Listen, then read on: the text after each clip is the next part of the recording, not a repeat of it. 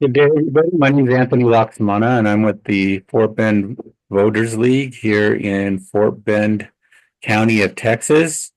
We conduct these candidate conversations on a regular basis, and we've been doing it since early in the 2010s, and I'm happy to be here with y'all today. We're going to be talking to some of our school board candidates that are running in the 2025 May election for positions 3 and 7.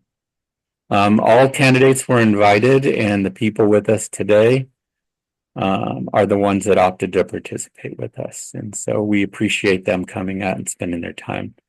Um, I'm on the board of directors with the Fort Bend Voters League, and I'm also here with my co-moderator, Elizabeth Borges. Good morning.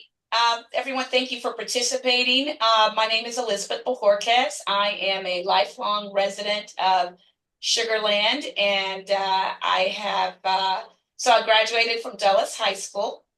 I have two sons that also graduated from Dulles High School, and I went to Houston Christian University and currently practice law. I've practiced law for 33 years in the areas of business law, labor and employment, and real estate.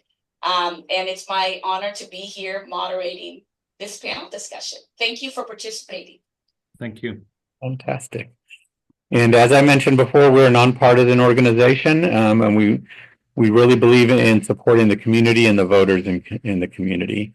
And so I'd like to just get the ball rolling, and I'm going to go clockwise from the top on my screen, and that would begin with Mr. Rick Garcia for an introduction. Well, hello. Thank you all for having me. It is a pleasure to be here. Actually, my son is a senior. He is accepted to HCU, and so we're looking forward to him making a decision really soon. We're coming down to the wire. But I wanted to say thank you so much for having me and giving me this opportunity to advocate for my reelection. I'm Rick Garcia, currently on the school board for Fort Bend ISD, going on year 3, looking to serve a second term. I am the current board vice president. I am the chairman of the CCMR committee, which is College Career Military Readiness, and a former audit committee chairman. I'm still on the audit committee right now.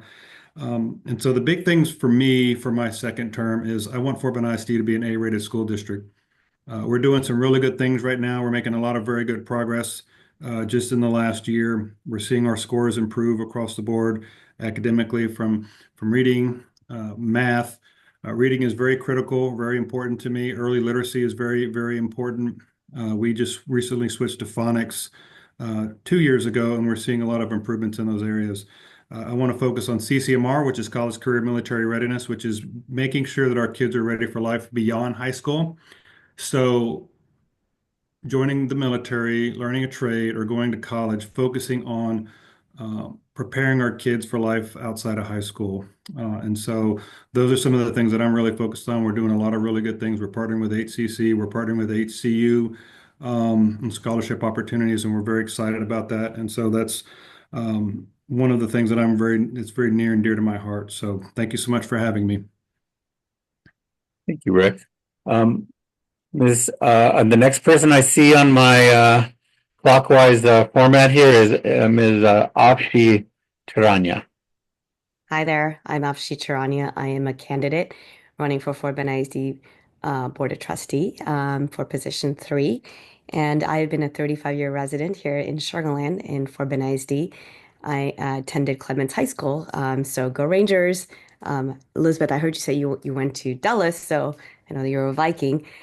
So obviously I've been here a long time. When I was here, we only had 4 high schools, which was Clements, Willow Ridge, Kempner, and Dulles. So in the last 35 years, obviously the district has grown tremendously. We're up to like 11 some high schools and 70 campuses. So a lot of growth has happened. I myself, after high school, went to University of Texas. I have a bachelor's in business, and I have a master's also in business from University of Houston. I have a son who is here in Fort Bend ISD. He's in middle school. And I'm running for lots of different reasons. Obviously, there's been a lot of growth in the district, which obviously has brought its own set of challenges. especially in the last 10 years, with the way the funding has been. I believe that with the challenges in funding, that we need a lot more financial accountability and responsibility.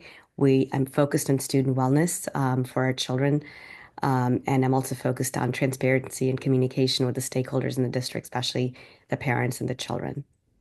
So, and thank you for inviting us here. I'm excited to be here and to join you here today. Thank you, Afshi. Thank you very much. Thank you. And next up, we have Angie Wierzbicki. I hope I said it right, Angie. Angie, did I slaughter your name? You did great, Anthony. Thank you. Thank you, Anthony and Elizabeth, for having us here today. Um, my name is Angie Wierzbicki, and I have lived here in Fort Bend, or in Missouri City specifically, for 15 years. I have two kids that attend Fort Bend ISD schools. They're both in elementary currently, and I have been extremely involved in the community since I moved here, especially with Fort Bend ISD since the kids entered school in 2019. Professionally, my background, I've served as an executive director for a couple different nonprofits here in Fort Bend, as well as I was a community coordinator for HEB, where my role was to support schools and nonprofits in the Sugar Land and Richmond areas with donations and other resources. Currently, I am the grants manager for Harris County Precinct 4, and where I write, I organize grants, and then I manage the awarded grants for roads, trails, and parks in Precinct 4. So I am a lifelong public servant, that my heart is in the community, whichever community that may be, but I've been here in Fort Bend for 15 years, and that's where it's centered. My purpose in running for school board is that I want to strengthen our school district, to strengthen our community. People move to Fort Bend for Fort Bend ISD, specifically in Sugar Land, Richmond, Missouri City, Arcola, Fresno areas. They don't move here for charter schools. They don't move here for private schools. They move here for the school district. So I want to make sure that Fort Bend ISD is the strongest school district it can be. And with that, my goals, besides strengthening our schools to strengthen our community, is to improve our special ed program, or improve special ed in general. We have an almost $30 million budget shortfall in special ed because of various factors. And like Afshi has mentioned, our district has grown, and so has our special ed numbers. So we need to really get a handle on that. I want to boost literacy and academic success, support our teachers and our staff, and specifically, I also want to root out politics from the boardroom. I really am centered around trusting and supporting our teachers, our staff, our parents, rather than subjecting them to top-down mandates that often come from political agendas that don't reflect the realities of the classroom or home life. So that is where I want to focus on our students, our teachers, and getting them the support they need, and focusing on what matters, which is their educational outcomes. Again, it's Angie Wierzbicki. You did it right, Anthony, and I'm running for position 7. Thank you, Angie. Thank So, yeah. So let's start off. What I'll do is I'll try to rotate around and give folks a chance to be the first to respond. If by chance we want to keep it interesting. So if you have a rebuttal to maybe some of the issues, or maybe a little bit more insight actually on some other part of the issue, just raise your hand physically. I'm keeping an eye out, and I'll come to you and see about maybe getting that insight from you all. Okay, and Elizabeth will be keeping her eye out too, and we'll be alternating questions as we go. So since Rick, you're at the top, why don't we go ahead and talk about the elephant in the room, and that is the possibility, the distinct possibility that the state of Texas might be going into a voucher system similar to what's been done in other states. I guess if you can just in general if you wanted to, the question is, how do you think a program like this would affect Fort Bend ISD? Maybe what adjustments we could make, just along those lines there. And how much time do I have for the question? Is it 2 minutes also? If you go over, it's just us three here. So, as far as states are concerned, that's fine. So we, Fort Bend ISD put out their legislative priorities late last year, and we didn't advocate for or against vouchers because we knew that it's coming. What we're trying to do is make sure that Fort Bend ISD gets the money that they need for our teachers and for our students. As Ms. Wierzbicki stated, we are underfunded in special education. Commissioner Morath, of the TEA, has publicly stated that the state is tremendously underfunding special education by several billion dollars, which when you do the math, it equates to 35 million just for Fort Bend ISD. And while we still have to educate all of our children and provide them the services they need, we're doing it, at the taxpayer's expense. And so vouchers will coming in. It would definitely put a strain on the district. We're already seeing charter schools pop up. We see charter schools, which was designed originally to compete with underperforming schools. But what you're seeing now is you're having charter schools pop up next to A-rated schools and offering, STEM and makerspace and all these different programs where they are also being offered at the public schools. And so you're putting a public school next to a charter school next to higher performing public schools, and it is counterproductive. And if we're worried about a system that's failing, if the state thinks that public schools are failing, it doesn't make any sense to me that we're creating another system to compete. We need to really focus on public education. And I think we're doing a really good job in Fort Bend ISD. I think we've recognized some of the challenges we've been faced with. And so looking at that, taking a deep look, especially in our special education program, we've been very deficient in those areas for the last several years. And just now, over the last, I'd say, 10 months, we've been able to get off of the radar of the TEA and special ed. We're making a lot of very good progress with Dr. Smith and his team. And yeah, we're going to do what we can to, weather the storm with the vouchers, but we have to be competitive as a district ourselves. So thank you. Thank you, Rick. Offsheet, same question. Vouchers, big question mark. Huge question mark. And so I think it was a mistake for Fort Bend ISD not to be advocating against the school vouchers because that directly hurts the school district itself. We're highly underfunded, not just in even in special ed, but even the amount of funding that we are getting for each child is not nearly enough. It's every year where like the school districts are asked to do more, but with lesser money, which I think is unfortunate.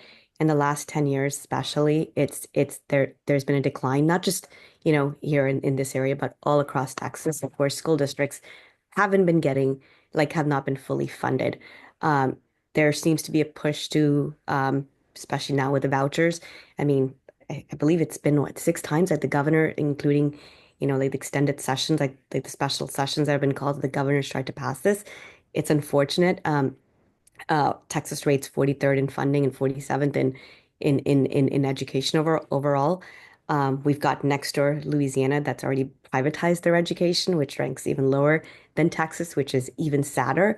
I think with school vouchers coming in, and the fact, even in today's environment, where charter schools are not held to the same standard that public schools are, they're not required to admit all the students that public schools are required to admit. So that already is an uneven ground, like playing field already for the school districts versus charter schools. And now when you bring in school vouchers where the money can walk out the door at any given time, it is going to be so hard to budget and project budgeting on the number of students that will actually be in the school district, knowing that these students have the option to walk out and the dollars at the same time walk out the door with the children. And now the dollars are going to be walking out the door to private schools, which also are not held to the same standard as public schools are. So in many ways, I mean, the playing field is highly, highly uneven. And I think what Fort Bend ISD is going to have to do is we're going to have to take a serious look at our finances, at the budget. I mean, something's going to have to give because I come from the business world. Like my background is in business. I've been in business since 1997. I own a business. So I've got like 30 some years of business experience. And I will tell you, had this been a corporation, we would have been bankrupt, right? So it's like we're constantly making cuts, but we're gonna have to make some tough decisions of looking at schools that are over capacity and schools that are under capacity. We cannot continue to build in this district until we figure out what we're doing with the schools where lights are turned on, where we have operational expenses, and we don't have nearly enough students to fill those buildings. So it is going to take a hard look at the finances because it's one thing to say that we're going to be competitive. How are we going to be competitive when we don't have the money to be competitive? Which means we're going to have to take a look at our finances and revisit how are we going to cut expenses at the same time look to see how we're going to increase revenues, which is bringing back those kids who have the option to go to charter schools and to private schools back into the district. Thanks, Opshi. And Angie, same question, vouchers, big question mark. So, I think we've seen vouchers are not the will of the people here in Texas. Even the last couple of days, the overwhelming majority of speakers at the public hearings have been against vouchers. Representatives from both sides of the aisle for years have been against vouchers. So this is, unfortunately, the state is not listening to their constituents. That said, with $10,000 has been proposed for the vouchers. Well, we only get 6,160 individual allotment. Vouchers are probably going to pass. So what the bare minimum that school board trustees and the community, me as a private citizen that I have been doing, is advocating for at least if the vouchers, when you're deciding what you're going to do with the vouchers, make sure that the funding matches, whether it's $7,000, $8,000, or $9,000. Don't give private schools $10,000 while you're only giving public schools $6,160.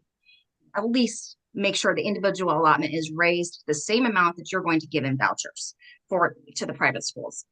And even still, and this should be of no surprise to many people, but I think it still has to be said, in this area, $10,000 does not pay for a private school education. It's usually $20,000 or more a year. Working class families like mine still can't pay the difference. So again, we are letting leaving the poorest of the poor, the kids with special needs, the kids with behavior problems to be educated in the public school system without the resources they need and creating a bigger division than it's already been. Now, I don't know how much it's actually going to affect because I think a lot of middle income and working class folks still wouldn't be able to send their kids to private schools anyway. That said, I'm really more concerned, and I think we've all been bringing this up, more concerned with the charter schools in this area. That's just as big a threat as the voucher system. And trustees, no matter where they fall in other issues, trustees need to be advocating for public education. We are a traditional public ISD school district. So we need to be advocating for traditional public education or ISDs, not charter schools, not private schools. Whether that means putting it on our legislative agenda, visiting and with state reps and state senators, visiting with a community to understand what their votes mean. The dollars follow the kids. If we still have to pay a teacher the same amount of money, whether they're educating or teaching 18 kids or 22 kids in the classroom. But if we have 18 kids rather than 22 kids, we have $24,000 less a year. So, and of course that's multiplied. So it's going to do damage. I don't know how much, but I think we need to, as school board trustee candidates and current trustees need to be advocating to all levels that we need to be advocating for public education. Thank you, Angie. Yes, Rick.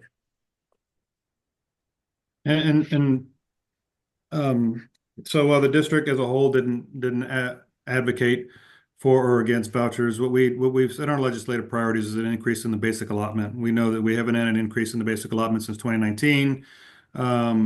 And we know that the narrative is that school districts are spending roughly $15,000 per kid, which is in a sense accurate, but when you're including money that is not affecting the classroom, we're also including, when they use that number, they're also saying bond funds. So anything that is related to construction management, those projects, things that are not directly impacting student outcomes, student learning. That's what the 6160 basic allotment is directly affecting and impacting student outcomes. And so while I personally am not in favor of vouchers, that, my job is to advocate for all of Fort Bend ISD, and that includes me personally going and talking to our legislators, telling them what it would do to Fort Bend ISD. But we also realize that it's an uphill battle, and I know there's a lot of people fighting that fight. We're trying to get more money for special ed. We're trying to get more money for teacher raises, teacher pay raises. That seems to be big in the legislature. And so, addressing Ms. Charania's comments about looking at the finances of business expenses, making hard decisions, we've definitely had to make a lot of hard decisions. And we have always been looking at our business finances. We have a balanced budget. We've always had a balanced budget. We've made a lot of very difficult decisions. We've increased funding for special education, which is very good. And one of the things that we do that is probably unique that not a lot of school districts do is we tie all of our board goals and priorities to a budget item. So when you look at our budget and you look at our priorities, the trustees know where the money is coming from which particular budget item. So we're very meticulous about that. And so things like looking at school consolidations or looking at underutilized schools, that's also something that we're doing right now. So that's nothing new, but we're doing that currently, and we have a long-range planner now, and we're going to be looking at a lot of the underutilized schools, some of the overutilized schools, and how we can better maximize efficiency of the space that we have. We do have some new schools that we're building. We're consolidating 4 schools into 2 schools, and we're opening a new middle school. So we're doing a lot of really good work, and then we've also unfortunately had to eliminate an elementary school from Bond 2023, which we're also looking at how we can help that community as well. So thank you. Yes, Opshi. I just wanted to add that I don't think when we advocate for increased allotment for per child with the state, I don't think it's mutually exclusive of also advocating against school vouchers. I think we can do both. And yes, it's an uphill battle. Everything I think, in the current environment in the state of Texas is going to be an uphill battle, knowing, like where the governor's priorities are. But that does not mean that we don't continue to do the hardest thing that we need to do. I think it's important that there's other people who will be advocating, but we have to join that fight to advocate as well. We have to be part of that as well, like of the advocacy. The other thing is just in the last, I would say, 3 years, I mean, the last 2 years, I've seen where we've moved, yes, long-term range planners. And I think it's taken us a little bit too long since the time that we let go of our last one. And even in the midst of the community, lots of community members reaching out, talking about issues with the numbers, with the fact that this is not like the consolidation of schools that we're talking about today isn't something we're talking about this year. This has been a good 3 to 6 to 9 to 12 year sort of conversation that's been happening. And the district has pretty much turned its head the other way. And yes, it is a difficult decision. Yes, but it is something that does upset voters. But I think we've taken a little bit too long in bringing someone on board, to actually do this long-term range planning for us, because we've lost a lot of time, and that's resulted in a lot of money that's, overhead expenses that we're paying for today. Thanks, Opshi. Elizabeth, the floor is yours. Yes. I'm sorry, and I didn't hear what your last word. The floor is yours. Oh, thank you. The floor is mine. Yes. I'd like to switch topics a little bit and talk about bonds and finance, also taxation issues. What is your position regarding taxation, raising taxes in Fort Bend to address budget shortfalls and the current financial issues Fort Bend is using? And can we start with Miss Wierzbicki? Okay, I know the theme of the question, but can you repeat the question? Yeah, but basically, what is your position regarding? Do you think we need to raise taxes to address some of the underfunding that we're having, some of the budget shortfalls that we are experiencing in Fort Bend? That's a great question. I don't think at this time that raising taxes is the answer. But I mean, we should note that because nobody wants to raise taxes, we should note that Fort Bend ISD has a lower local tax rate than LCISD and KDISD. And so that, I mean, we are hamstrung because we have afforded our residents with a low tax rate for years. That said, we definitely need to continue to seek alternatives, whether they're through other funding sources or partnerships, whether it's through, we have a lot of land that is owned by Fort Bend ISD that is not being utilized, looking at different options to currently to address our budget short, our bond short. Our budget is always supposed to be balanced, but our bond shortfall. And so I think that the board has worked really hard. The administrative staff has worked really hard. What I think the board needs to continue to do is to really hold the administrative team's feet to the fire to continue to work towards efficiencies in their work. When we work with contractors, any government, I work for a local government. When we work for contractors, we should be analyzing their expenses and making sure that we are getting the best value and not being charged unnecessary overhead. We need to make sure that when, just recently the board approved $2 million in additional furniture for Ferndale Henry. That was not approved. That was not budgeted for, I should say, previously.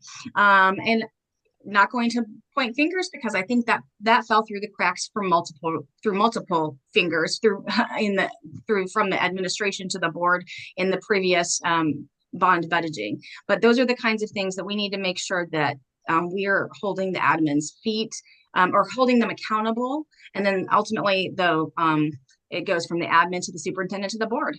So, we need to be making sure all those levels are accountable to the deficit that we're in now. Ms. Sharonia? Yes, ma'am.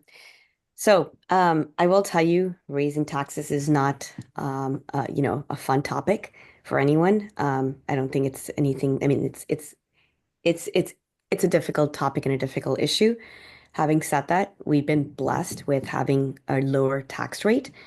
So I don't think that raising taxes is ever off the table really for any municipality, no matter what anyone says. It's always there if we ever, it's always your fail safe and your fail back.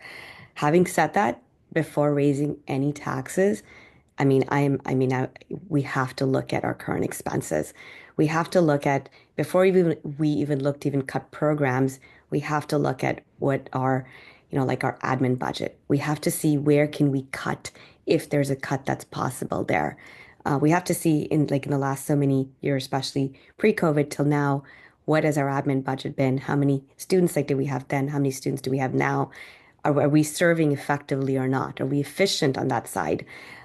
Cuts are never easy, whether it's programmatic or whether it's, two admins, the same way taxes are never, raising taxes are never easy. These are not fun conversations, but the revenue has to come from somewhere.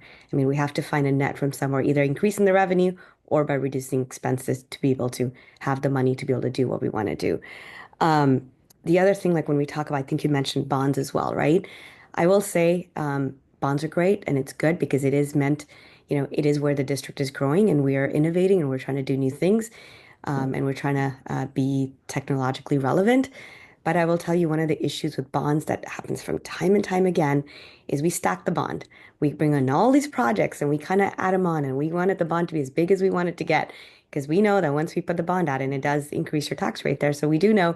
So that's what typically happens. But once the bond passes, the accountability of, hey, what did we say was in the bond and what is actually getting done, that seems to change and float. So we need a better we need more accountability of saying, because from past years I've seen where, a gym or a pool or a field has been in the bond and all of a sudden it's either re-added again to the next bond or And there have been instances like where the school board thought it's already there and it's been done, but it hasn't. So we really need to make sure when we come to bonds that we are mindful because the public trusts us to ensure that we are custodians of their funds and that they're distributed as what we said it would be distributed. So if there's a change that we're making in the bond, we absolutely have to be super transparent and communicate that back to the residents who did vote on saying yay or nay for the bond.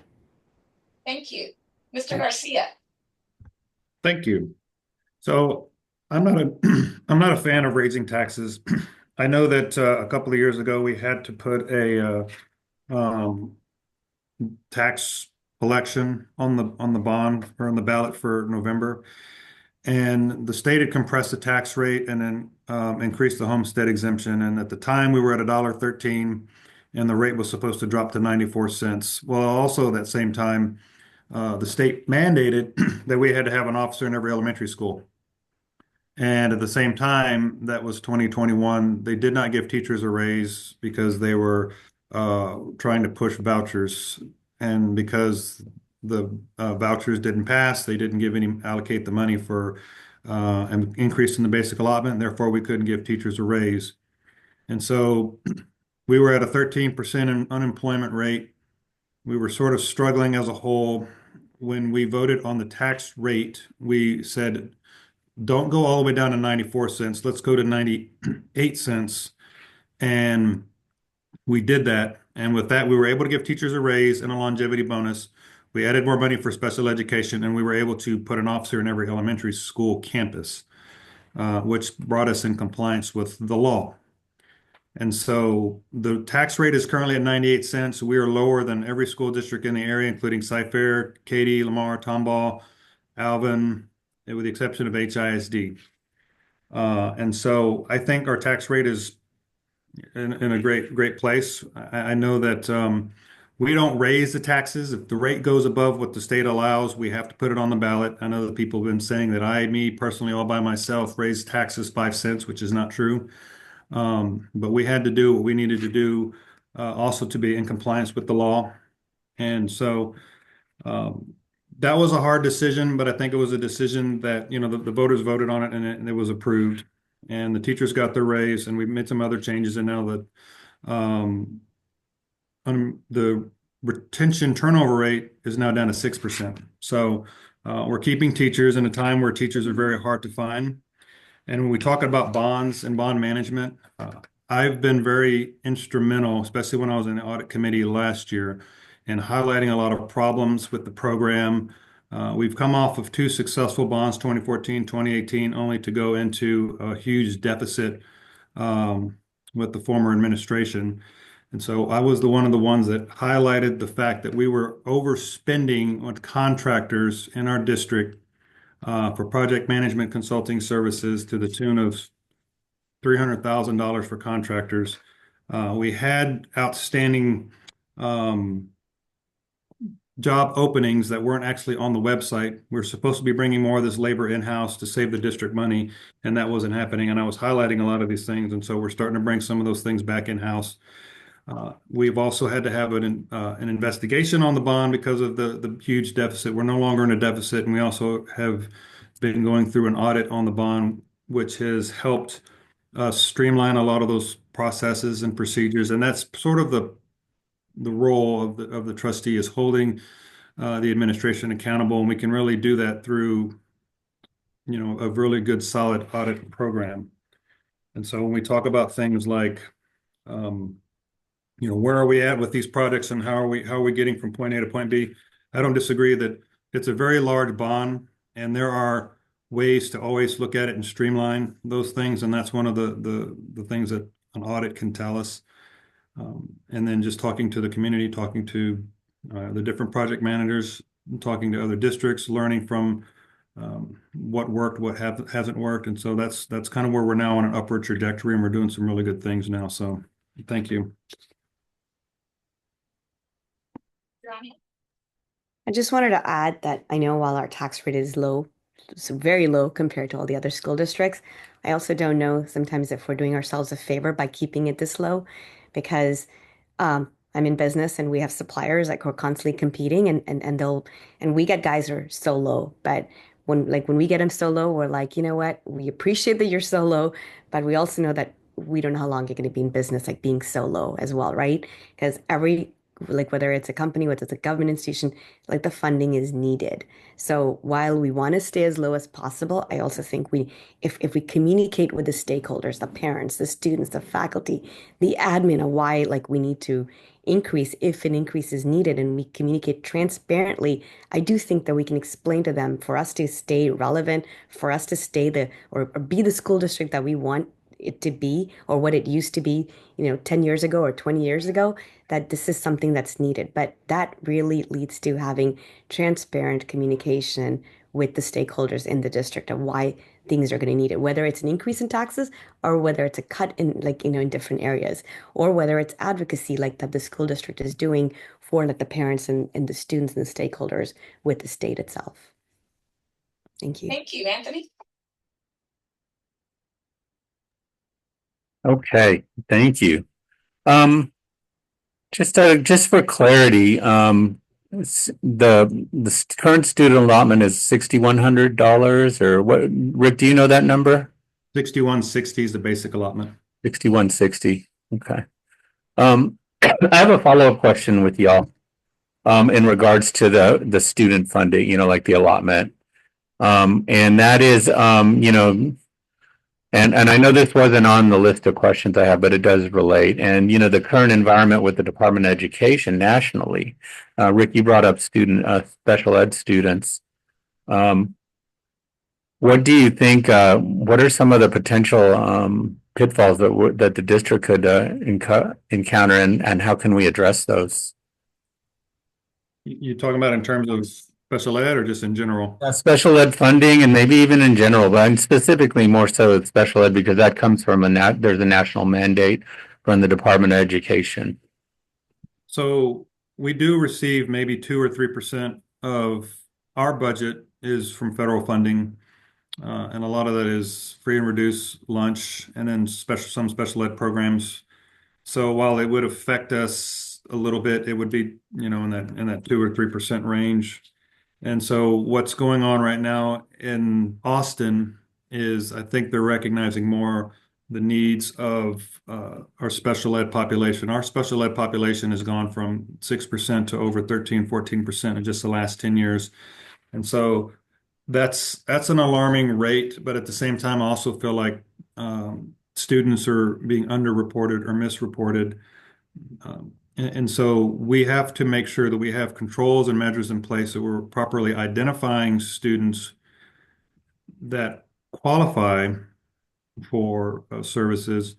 We also need to make sure teachers are trained. We also need to make sure we have staff available and not just special ed coordinators and compliance coordinators and ARD coordinators, because one person can't do all of these things. There's so much paperwork now. The reason why people say, well, why y'all have so many employees? Why is overhead so high? Is because of the number of things that we have to do and the new mandates that come out, the new laws, the new regulations that the schools have to keep up with.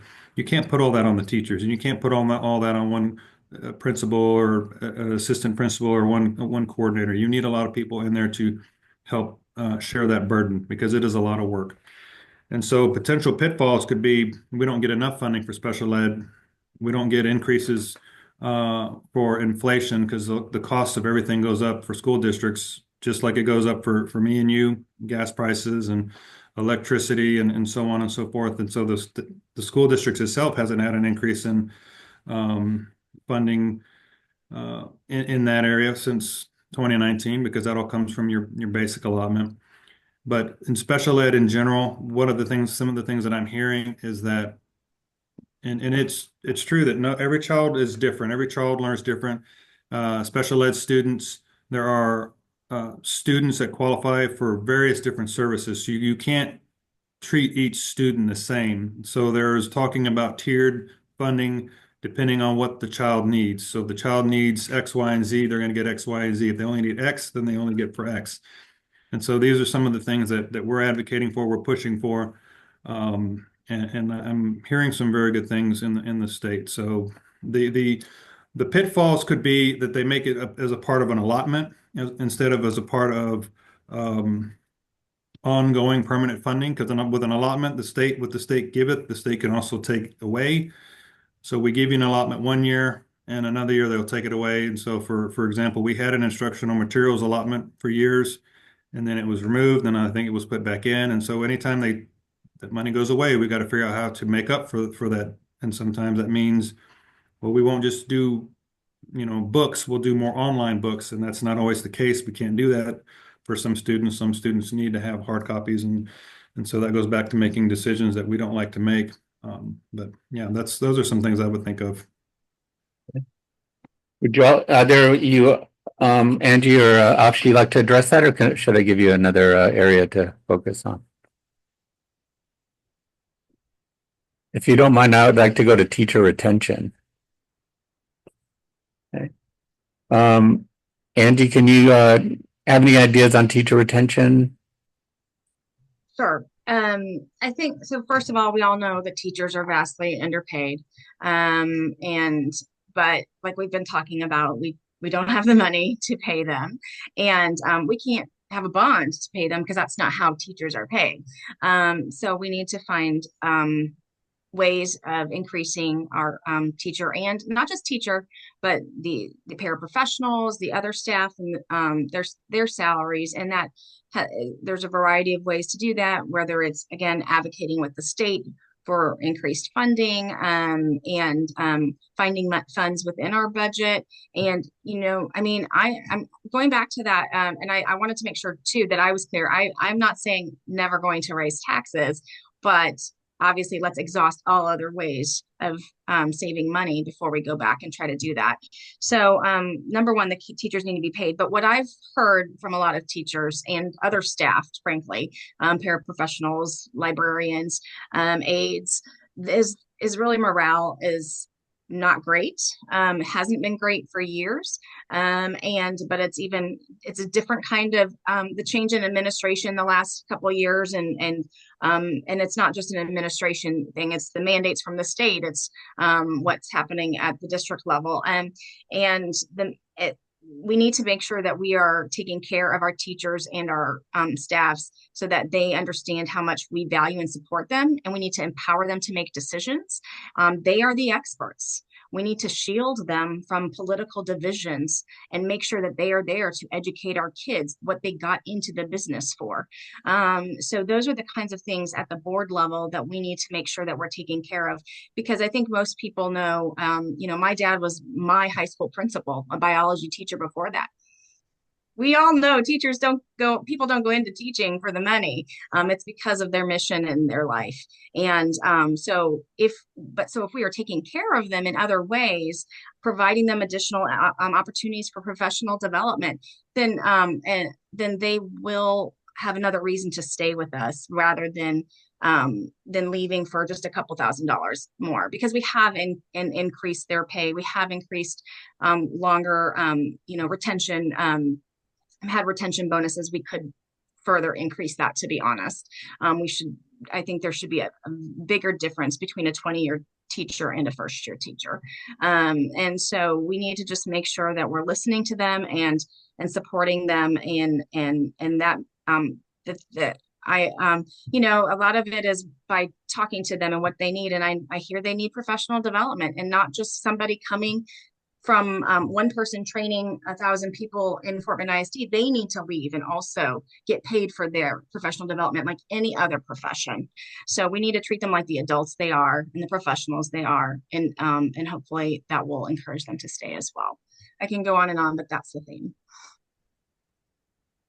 Afshi? So I'm with Angie as well, and I'm sure Rick is the same position, is the teachers need to be supported. They need to know that they're valued. I don't think in today's day and time, knowing what teachers get paid, that people go into it for the money, as it was stated. I think teachers are there because they actually have a heart to teach, have a heart to give back, have a heart to educate the future leaders of this country, of this district.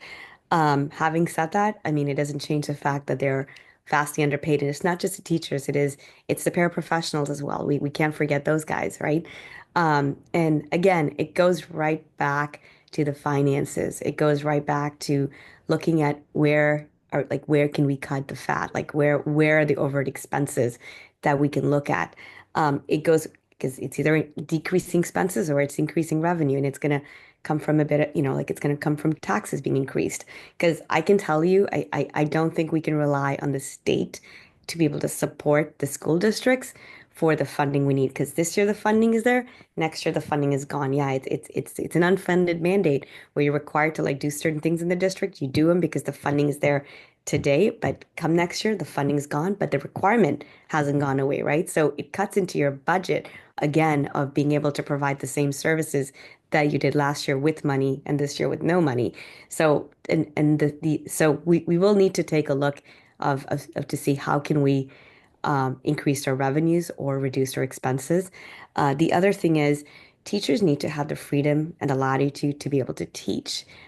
They are just it's they don't have the freedom in the classroom today. We need to be able to support the teachers to let them know, yes, there is a testing requirement from the state. That's unavoidable. While we may or may not like it, it is something we need for the funding, but we have to provide them the support in the classroom that they need to be able to have that latitude and freedom to be able to teach. The second thing is, especially where like the disciplinary issues rise, like with students, we have to be able to provide teachers that support as well, both to the teachers and the student and the parents collectively. I think it's important to know that all of the stakeholders feel like they're supported and they're not just out on their own. Because in today's environment, it's become very politically correct. Any little incident that happens, CPS is called on the parents, whether it's justified or not justified. But the teachers don't have a choice. That is, I mean, if they don't, then they're liable as well, right? So we have to find a balance where outside of whatever the state is doing, it's doing, we have to let this like the teachers in the district know that the district does support them. Thank you, Afshi. Rick, did you want to elaborate? Yes. So, I'm a former teacher, married to a teacher, and I definitely have a passion for education. I have a passion for all of our teachers. And so, since I've been on the board, we've had struggles with retention and keeping staff, keeping teachers, and it used to be somewhere to the tune of 14% turnover rate. A couple of years ago, it was 13%. And then it's all about board goals and board priorities. And while we say that, we need to look at the budget, we need to look at the budget, that's really all we do. And so we've cut $50 million from the budget since I've been in expenses and overhead since I've been on the board. And so those things get done on a regular basis.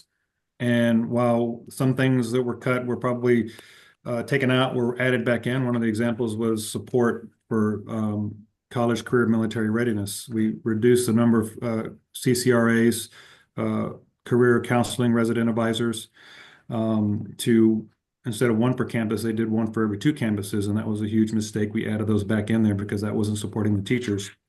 The other thing we did was we gave our teachers a raise. We don't depend on the state. We don't rely on the state. The state gives us what the state gives us, and we move on. We move forward with it. And so we are always optimistic that the state will, and our job is to go and fight for Fort Bend ISD and try to get what we can for the district. But we don't go into each year say, well, we can't do this because the state won't give us any money. We do what we can, and we do what we need to do in order to give teachers a raise, in order to support our teachers in the classroom, and move the district forward. So we've been doing some really good things. Not only do the teachers get a raise, they get a longevity bonus for every 5 years. They get an extra $500 bump in their pay. So 10, 15, 20 years, and you're seeing major increases in their salaries. And starting salary in Fort Bend ISD is probably just a little bit lower than everybody else's, but once you're here for 3 or 4 or 5 years, you're already surpassing everybody else. The other thing that we did 2 years ago, or I guess a year ago when Dr. Smith first got here, is we made some modifications to the school calendar. We added basically one 3-day weekend every month. And there's also a fall break in October. The hardest months for teachers is October and it's March. So March is spring break and October is coming right toward the tail end of the year, getting into Christmas break. And we've recently approved the similar calendar going into next year. And so with a combination of those two things, giving the teachers the extra planning time that they need in the classroom, giving teachers more money, and making them feel more respected. The retention rate has dropped from 13% down to 6%. While that's still pretty high, we are making some very good progress. I stated in a board meeting last month that we need to work on our health insurance. Our health insurance premiums for teachers is awful. And I felt like when the teachers got their raise, insurance went up and it sort of wiped out their raise, according to what some people, depending on what plan they pick.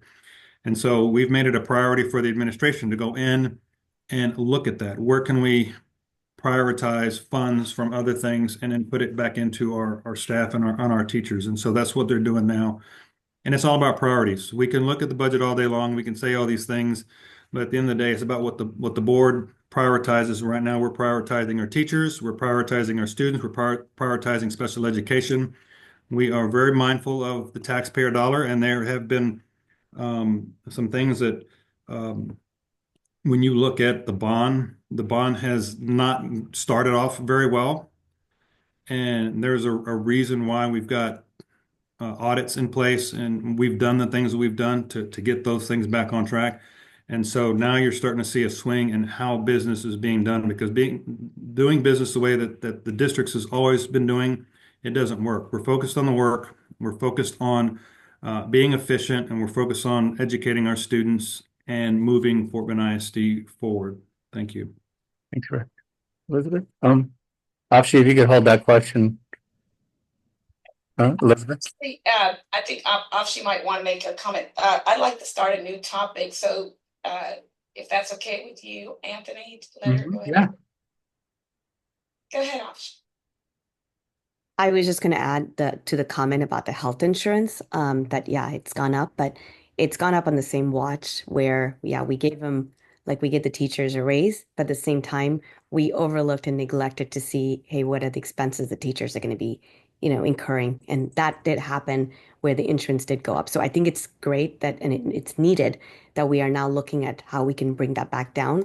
But I think that the ball was dropped over there, that it did go up in the first place. It should have never. It should have been looked at and addressed when it did start happening, or when we did go to that renewal. I'd like to move to the next topic.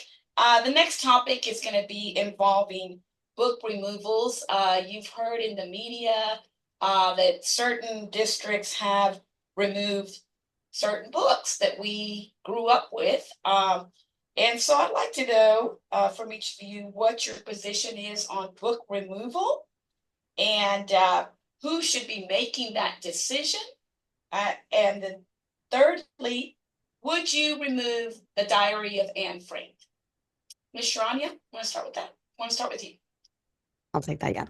So first of all, I think this is all political noise, in my opinion, where unfortunately, like as it said, there's just politics have entered our, like the education system unnecessarily. It's a distraction.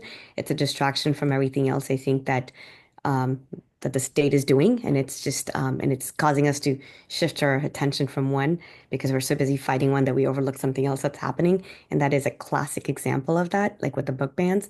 I am not in favor of anyone other than those who are trained, like to be able to, look at these books. I mean, we have librarians, and they're trained and they have an education in this, right?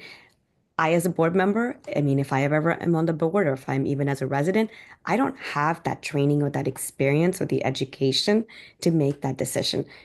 There is no way that I would have read every single book, like to be able to ascertain whether this book is appropriate or not appropriate. So I would look to those who are in that field, like who have that expertise, who have that education, who have that training to make that decision of what is appropriate and not appropriate, like to be in the school library.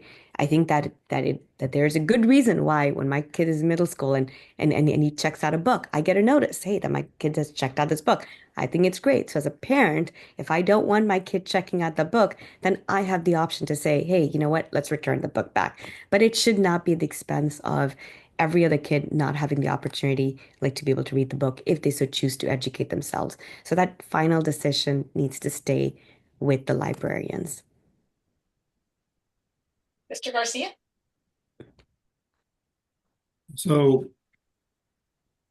The decision on books, that those decisions, they do sit with the librarians. And so when the book is challenged, then it goes into a process of taking the book and comparing it up to policy. Several years ago, before I even got on the school board, that's what it was. That's what it was. And so if a book was not in compliance with the law, and you looked at the book and you looked at the policy said what the law stated, then the book was removed and nobody knew one way or the other. Several years ago, when I was on the board, I wasn't on the policy committee. The policy committee added the mandatory sort of committees, and that is really, it created a lot of red tape. And so if a book was challenged, the book stayed on the shelf. The book could be in non-compliance with the law, but it stayed on the shelf. And so they had to convene a committee, could have 7 members, 9 members, whatever it was. They had to buy a book for every single member of the committee. And every single member of the committee had to read the book in its entirety instead of just maybe the 3 or 4 or 5, 6 pages that may have been called into question. And so that created a lot of red tape. And so it drew out the process and it wasted a lot of taxpayer dollars because you're having to buy books for 7, 8, 9, 10 people. And so the House Bill 900 came out and said, this is the definition of, pornography, and this is the definition of these things, and you have to update your policies to meet what state law says. And so that was what the revised bill was to make it more, reduce the red tape. And I also agree that the politics behind it was a little absurd. I didn't agree with how all that came about. But at the end of the day, when we're up here making decisions, it's easy to say, make it with, where we want to make decisions one way or the other. We have to do what the law says. And I'm not going to put the district in a liability situation where the Attorney General's office is suing the district, regardless of how I believe.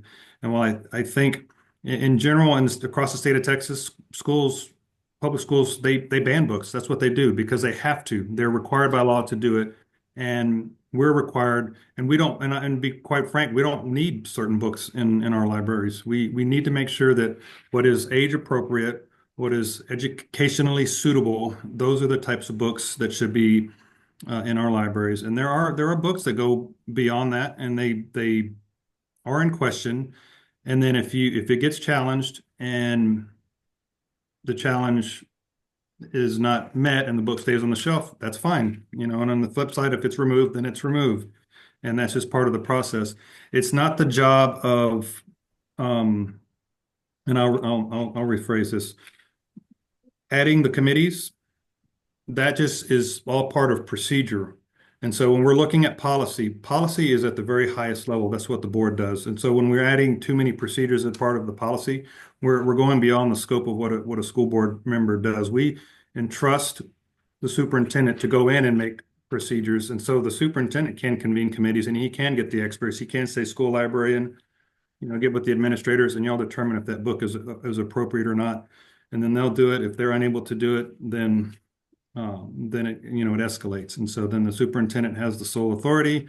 Obviously, the final authority rests with the board. We have never once had a book come to us. And so I think the policy now is a little bit more less red tape, and books that have been challenged have stayed on the shelf and books that have been challenged have been removed. But like I said, it's all based on the law. It's based on House Bill 900.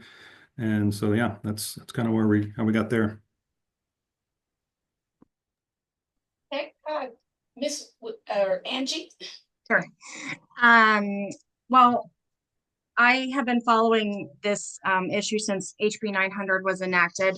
I actually was a spokesperson at a press conference back in August right before a Fort Bend ISD board meeting with friends of Fort Bend ISD librarians to oppose the restrictive policy that Fort Bend ISD put in place, the EF local policy that they put in place after HB 900. It was a more restrictive policy than even the state actually provided guidance for.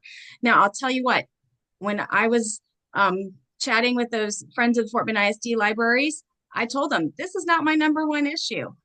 We have bigger fish to fry, literacy, For Quail Valley Elementary, where my kids go to, 40% of kids read below grade level. We need to be working on that. Special education, as we've talked about. Why are we doing this? Because it's a political distraction from the real issues and spending taxpayers' time and money that because of the board was spending hours upon hours on this issue.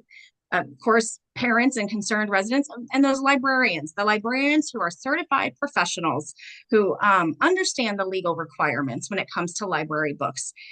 Just like our teachers, we should be treating our librarians with the same respect and the same way that we should be treating them as that they are the professional experts. They are the ones with the degrees. Some of them even many more degrees than some of the board members. And so these are the experts that we need to be empowering and ensuring that they have a voice. Now, right now, the overwhelming I don't remember the number of challenges that we've had on the table in the last, let's say, year since this issue has really come to a head. But the overwhelming the number of challenges has been submitted by one person. And one of the incumbent in this position on the board, who is not running for a position again. So that is completely a political agenda rather than focusing on the true educational needs of our children. Now, who makes the decision? I know Trustee Garcia went into that with some depth, and as he should, as being on the, he understands being a trustee, what's going on with the committees. They took away that committee, gave that sole discretion to the superintendent. What I have heard from librarians is that books are being removed, but not one has been referred to a committee. The superintendent and the board said that they would probably, I believe it was the superintendent, actually, the board didn't. They said they leave that up to the superintendent, just as he is to make decisions like others. He would probably reach out to the experts, whether it's librarians or convene a committee. I advocated for a committee with a parent on it from whatever feeder pattern is necessary. But that has not happened. There's been no committee work since the latest policy has been put in place. So we need to make sure that we are being transparent. That's not happening. And we need to make sure that we're following the letter of the law, but not to the point that we're restricting access for our children. And the books that are in question are usually in high school and maybe some middle school libraries. They're HB 900, I believe, as well as previous versions. To see if a book is obscene, for example, it needs to be read in its entirety. So in its entirety. So those certain sections that are read aloud to draw gasps from the crowds, that's taken out of context usually. So what we need to make sure is that people are following the letter of the law, as well as ensuring that our librarians are doing what they need to be doing, and they can be if they're supported. So we're not talking about curriculum books that are out there for everybody. We're talking about library books that parents can opt in to see what their children are checking out. And for the record, I would hate to remove the Diary of Anne Frank. Thank you. Thank you. Anthony, I'll turn it over to you. Anthony, your microphone. There we go. Okay. Afshi, did you want to? I did. I realized I didn't answer her. Like the last part of the question is, I would not be in favor of removing like the Diary of Anne Frank. It's a great book. I read it, and yeah, I mean, I think there's a lot of historical perspective, and absolutely not. The other thing I just wanted to add on was I did hear, I know that there's concern of following like the letter of the law, but I also think that there's a reason why we have all the processes that we have in place, that if we disagree with something, which is our right, and as a school district, when we advocate for education for children, we're talking about a broader education as well, right? So I don't think that we necessarily need to worry about being sued by the attorney general, et cetera. I mean, we have a superintendent that's suing the school district today. So we are paying taxpayer dollars are going there. I would rather it go, if we had to fight with the attorney general for something that we believe that should be, in place versus not, and spending money elsewhere. So we are already spending money in different places that we shouldn't be.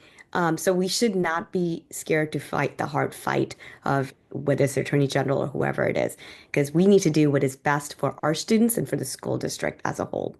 Thank you, Afshi. Rick, did you want to mention something? Yeah, I didn't answer that question either, but I also would not be in favor of removing Darby and Frank. And in regards to the policy, while I know that some schools they haven't convened committee, I know schools that have, and so that's at the discretion of leadership, and that's the sole purpose of the superintendent's job. We can't hold this trust, and that's one of the things that I guess it's the advantage of being on the board and knowing the role of a trustee versus someone who is not there yet and has not been trained. And so we only hold one person accountable. And so that's Dr. Smith, that's the superintendent. So we can't go to, a principal and to a librarian or to teachers and tell them what to do. That's not our job. That's not what we do. Our job is to set a policy at a very high 30,000 foot level. And then we enable the superintendent to come in and say, this is what needs to get done. And then you can go in and you can create the procedures to make sure that we are in compliance and we're doing all these things and we're following policy. And so when we look at it at that level, it takes the politics right out of it. And so I know people could say politics one way or the other, we're the most restrictive. I think it's probably the most flexible because it gives him the ability to adjust it if it's not working. If we're talking about lack of transparency and nobody's communicating with the superintendent or is communicating with, so we're not convening committees, and we don't know what we don't know unless people tell us. And so if we're concerned about we need more committees or we need this, and we're not asking the questions, we're just sitting back. And I think that it works when you're communicating with. It's not just a one-way street, right? And so there are teacher advisory panels. The superintendent meets with all the administrators of every feeder pattern on a weekly basis. He's got a teacher advisory panel, and it's open and honest communication. What are we doing? What are we not doing? What can we do better? And I go back to the fact that we've dropped from 13% turnover rate down to 6%. So there is a lot of very good positive momentum, a lot of positivity in Fort Bend ISD. Teachers, including librarians, including administrators, want to be in Fort Bend ISD because it is a very good school district and we're doing very, very well overall. And were we perfect? No, but we're working very hard, focusing on the work, making sure that we're getting things done, and we're focusing on staff and we're focusing on education outcomes and our students' high quality education. So. And I'm gonna, sorry to interrupt, just a real quick rebuttal for Angie and then Ms. Afshi, just very quick. So just real quickly, as a former executive director of a nonprofit, I do understand the role of board members, although maybe with smaller budgets. The paid executive, just like I was in my own roles, is the paid executive for Fort Bend ISD is Mark Smith. And yes, that person has the decision-making ability and then reports to the board on and they decide if they're doing things, if he's doing things the way they wanted to. But that said, the board, yes, sets policy, and the current board of trustees set the policy that Mark Smith was that sole person instead of having a committee, which was in the previous policy and actually was one of the allowable items from HB 900 to have a committee. So I just, I respect that. I know Trustee Garcia has had a lot of experience with this in the boardroom on this level, but that to that end, the board chose the policy to let Mark Smith, the superintendent, or whoever the next superintendent is, hopefully not a new person for a long time. We need some stability, but to set those, to decide on how they're going to handle that. And I believe there are some anxious folks, some anxious Fort Bend ISD employees out there about the situation, how it's been handled since the newer policy was set in place. And that's all I'll say today. Thank you. Okay. Afshi. I was going to say the same thing about the governance and the board's role, and the superintendent's role and the committees, but Angie's already said it, so it's going to be repetitive. Thank you. I'll pass. All right, y'all. I could talk all day on this interesting subject. I appreciate the insight from all of you on this subject matter that's important to all of us, and again, also for your willingness and the time, your time commitment to participate in the process as well as participate in the governance of our school district. So with that, I know we went a little bit over, but I still want to give each one of you the opportunity to make a campaign pitch, and if you want, rebut just for 2 minutes each.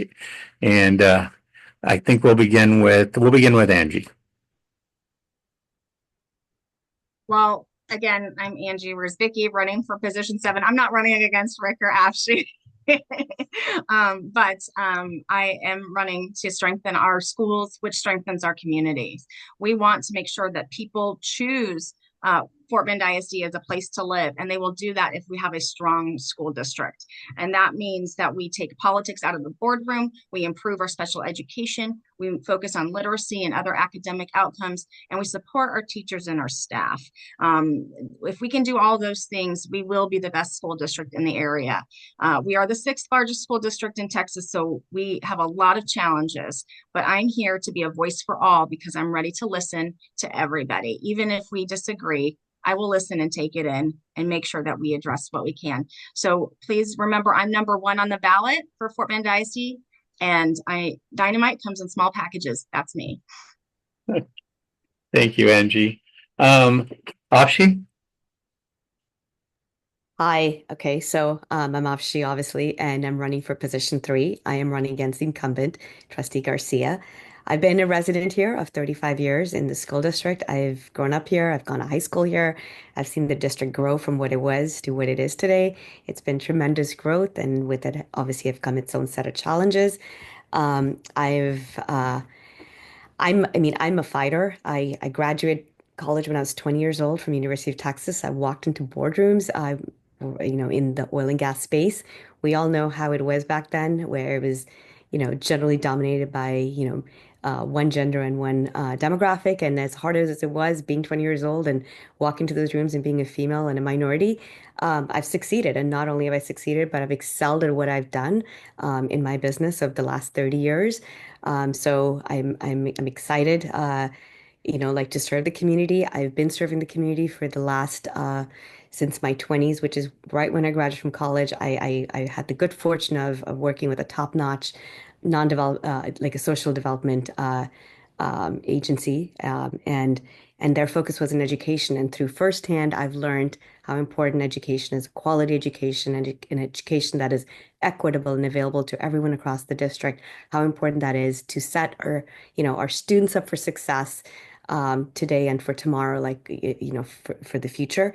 Um, I am running to ensure, given the challenges that we've had with the state, I'm running to ensure that we continue to fight for our children, that we lead, that we are transparent in the decisions that are made with the parents, with the stakeholders, that we are financially accountable. Decisions are like, I mean, like we have some tough decisions to make across the board, right? But it is all about how you're going to communicate and how transparent you are in those decisions that we're making, why we're making them. And lastly, obviously our children who we are all working for, we want to ensure that, that we focus on their wellness, whether it's their mental wellness. There's bullying in the school that continues to remain unaddressed. Um, there's we there's unequal and disciplinary measures like that students are being held to. So there's a lot of things that we need to work on that are, specific just to our students. So I'm running, and I hope I have your vote. I am number 2 on the ballot for position 3. Thank you. Thank you, Ashi. Thank you. And Trustee Garcia. Thank you. And just a quick rebuttal to the long-range planning question from several minutes ago. We did have a long-range planner that was on the agenda to vote for, I guess, over a year ago. We actually voted that person down because that person or that company had worked with us several years ago before I even got on the board, in terms of planning some of the new schools, especially particularly the Riverstone area, which I know that community was upset with how a lot of that went down. So when we voted against that long-range planner, said, no, we want somebody else. We were actually praised for that decision, and a lot of those people that were praising us was actually Ms. Charania's supporters. And so while I understand that things take a long time, we should have done this sooner. I haven't been on the school board 6 or 9 or 12 years. I've only been going on 3 years. And so we've done a lot of really good things in the 3 years that I've been here. And so now we're on an upward trajectory. And now we're making some of the hard decisions. We do have underutilized schools, we do have overutilized schools, and now we have a long-range planner that's here that's going to do the work for us. We recognize the need. Dr. Smith recognized the need. We recognize the urgency, and it's going to get done, and it's going to get done in a pretty quick amount of time. So going into my final pitch, I've been on the school board 3 years. It's one of the hardest things I've ever done. It's also one of the most rewarding things that I've ever done. The best thing about this job is that when you get elected or you get reelected, one of the first things you're doing is you go right to the reward of why you do what you do, and that's giving out diplomas at the end of May. And so that's one of the things that I look forward to doing every single year. And then this May, I'm going to be giving my son his diploma, which I'm very excited about. And so the reason why I'm here, I've been involved in Fort Bend ISD schools for going on 13 years. Ever since my oldest, who's now a senior, was in kindergarten, I was there. I volunteered. I was on the PTO. I was vice president of the PTO. I was on the Dad's Club. I still go to Oakland to this day and volunteer and help out. I have a younger son who has dyslexia, and I advocate for him. I advocate for both of my boys, and it's something that I've always done. I've served on school level committees, campus committees, district level committees. I'm a graduate of the Fort Bend Leadership Academy 2019, former chairman of the School Boundary Oversight Committee.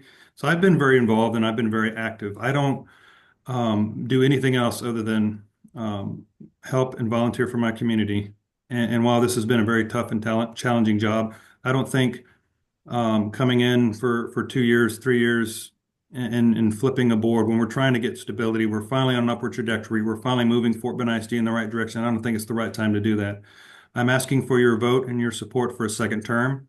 We need to keep Fort Bend ISD strong. We need to support the superintendent and what he's doing. He's doing amazing work. You can see the things that he's done.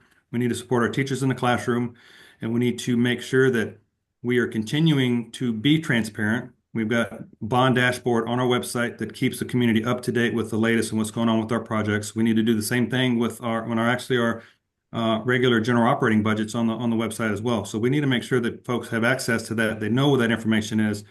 And we also need to make sure that when we're looking at the end game is making sure that we're producing productive members of society, getting them ready for life outside of high school, getting them ready to learn a trade, go to the military, or go to college.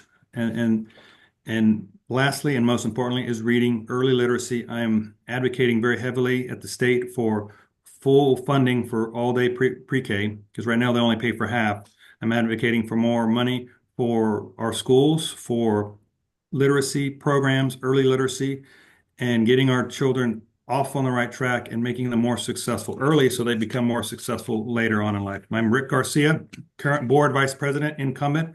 I'm number 3 on the ballot for position 3. Thank you very much. Thank you, Rick. Elizabeth, any last words? No, thank you, everyone. Well, maybe yes. Thank you, everyone, for participating. I'm torn. Everybody sounds great and so knowledgeable, and it's been my privilege to be part of this board today, this panel meeting discussion. Anthony, thank you for all your contribution and getting me prepared for this. Thank you for all your work in Fort Bend, to all of you. And thank you, Elizabeth and Anthony. Thank you for this forum. Thank you so much for the opportunity. I appreciate you. Thank you. Election day is May 3rd.